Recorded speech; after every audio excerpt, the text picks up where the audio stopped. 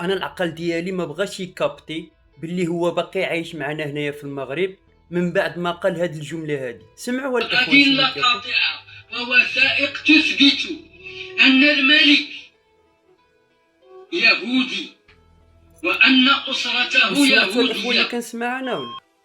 راه كيهضر على سيدنا، على امير المؤمنين، على الملك المملكه المغربيه الشريفه، وعايش معانا هنايا كياكل من خيرات المملكه، واكل شارب ناعس، ومحمي برجال الامن الحموشي اللي هما اليد اليمين سيدنا امير المؤمنين.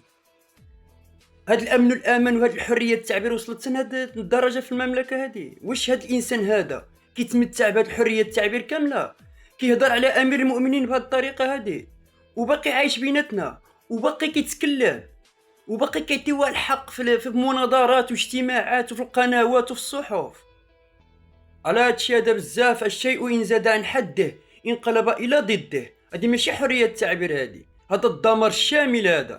هادو هما ديك المفرقعات د ايران، هذا راه كتار من ابناء ايران.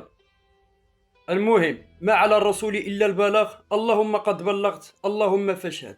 الله، الوطن، الملك، وعاش الملك.